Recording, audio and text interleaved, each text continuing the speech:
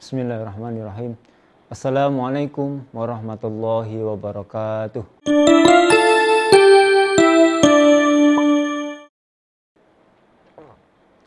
Baik anak-anak, di kelas 5 ini pada mata pelajaran Sejarah Kebudayaan Islam atau sering disebut SKI, pelajaran 1 kita akan belajar atau membahas tentang Nabi Muhammad SAW membina masyarakat Madinah. Baik, itu ada sebuah gambar ya, itu gambar kota Madinah pada tempo dulu ya. Kita perhatikan bacaannya. Dakwah atau pembinaan Nabi Muhammad SAW di Madinah kurang lebih 9 tahun, 9 bulan, 9 hari. Yaitu mulai tanggal 12 Rabiul Awal tahun pertama Hijriah atau tahun Masehinya 622 ya, Masehi, sampai wafatnya Rasulullah SAW tanggal 12 Rabiul Awal tahun ke-10 Hijriah atau 632 Masehi. Mengapa Rasulullah melakukan pembinaan pada masyarakat Madinah? Alasannya yaitu Rasulullah SAW melakukan pembinaan pada masyarakat Madinah yaitu agar masyarakat Madinah mempunyai pola dan gaya hidup sesuai dengan petunjuk Allah SWT dan Rasulullah SAW atau sesuai dengan Al-Quran dan hadis. Baik, berikutnya apa saja upaya yang dilakukan Nabi Muhammad SAW dalam membina masyarakat Madinah? Oke, dalam membina masyarakat Madinah, Rasulullah ada berbagai bidang ya, bidang-bidang pembinaannya ada 4. Yang pertama bidang dakwah atau agama, kemudian bidang sosial, kemasyarakatan, bidang ekonomi, dan bidang pemerintahan. Baik. Yang pertama yaitu upaya pembinaan masyarakat Madinah dalam bidang dakwah.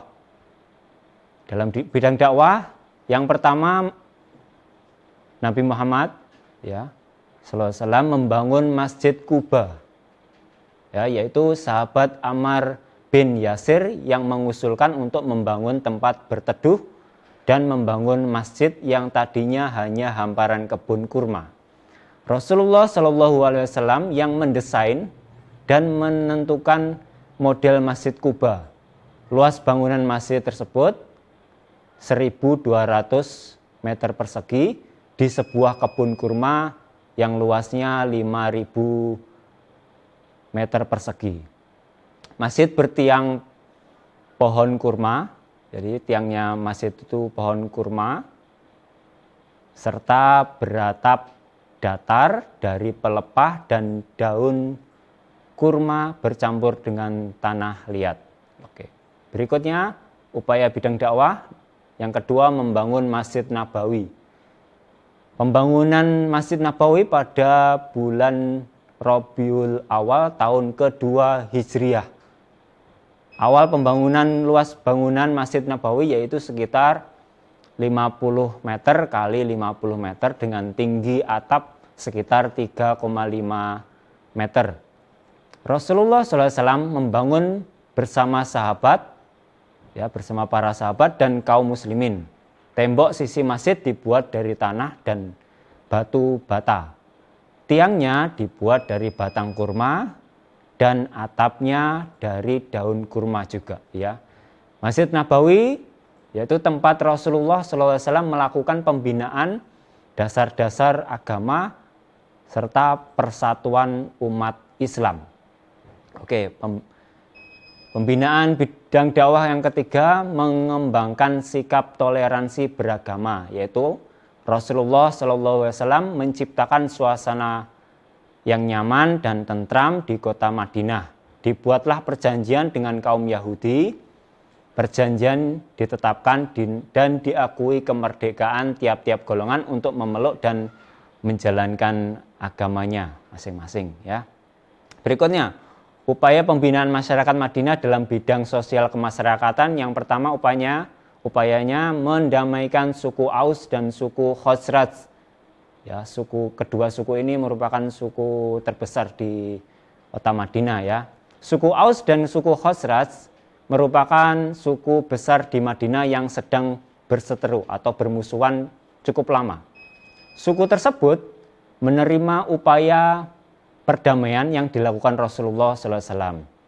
Ya, menerima. Jadi mereka damai dua suku tersebut hingga kedua suku tersebut bersatu dan atau untuk mendukung perjuangan Rasulullah SAW.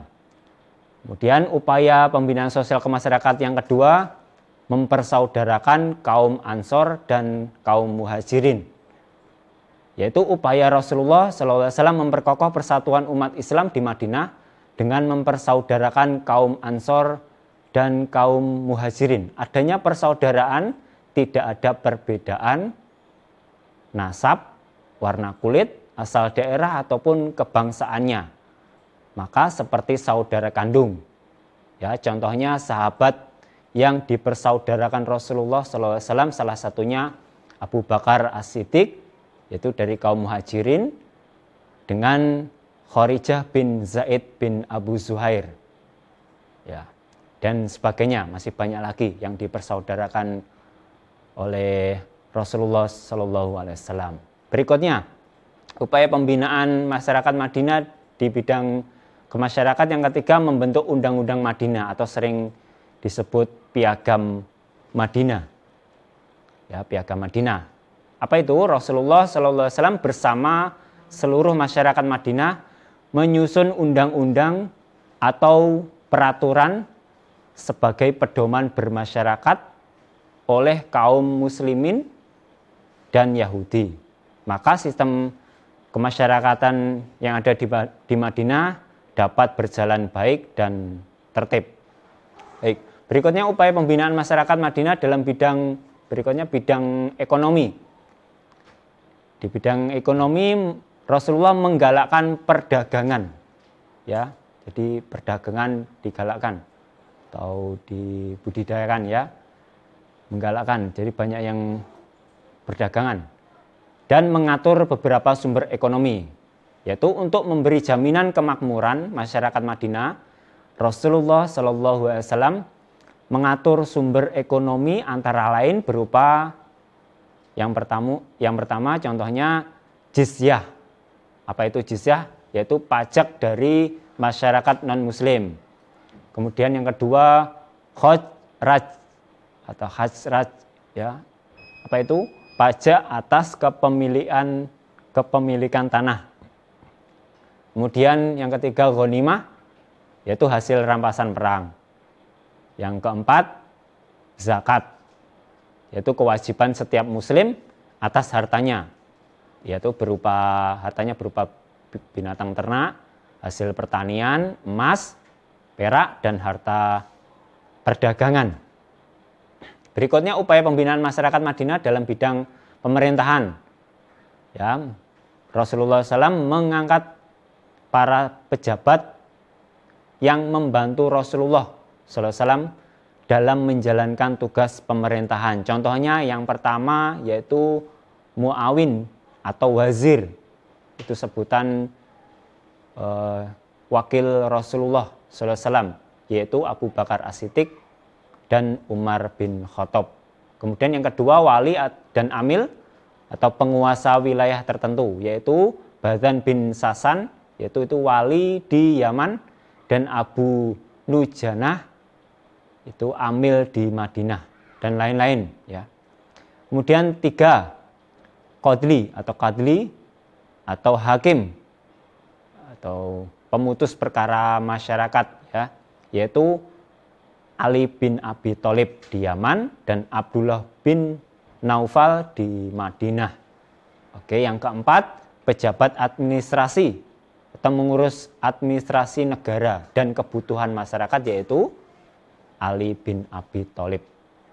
Oke, kesimpulannya dari upaya pembinaan Rasulullah tadi, dari 4 bidang tadi, bidang dakwah Yang pertama upayanya dalam membina masyarakat Madinah, satu membangun Masjid Quba, yang kedua membangun Masjid Nabawi, yang ketiga mengembangkan sikap toleransi beragama. Kemudian bidang sosial sebelah kanan ya, bidang sosial kemasyarakatan. Yang pertama mendamaikan suku Aus dan suku Khazraj yang mereka saling berseteru ya, mendamaikan, mereka berdamai. Yang kedua mempersaudarakan kaum Ansor dan Muhajirin. Yang ketiga membentuk Undang-Undang Madinah atau sering disebut Piagam Madinah. Kemudian bawahnya bidang dakwah, bidang ekonomi, sebelah kiri bawah ya, menggalakkan perdagangan, ya, perdagangan, tapi tidak diperbolehkan praktek riba ya, dan mengatur beberapa sumber ekonomi. Contohnya sumber ekonomi tadi mengaturnya berupa zakat tadi ya, kewajiban seorang muslim. Berikutnya bidang pemerintahan, upayanya yaitu mengangkat para pejabat yang membantu Rasulullah SAW dalam menjalankan tugas pemerintahan. Baik, alhamdulillahirrahmanirrahim. Materi kali ini sudah selesai. Mari kita akhiri materi dengan bacaan hamdalah bersama. Alhamdulillahirrabbilalamin. Wassalamualaikum warahmatullahi wabarakatuh.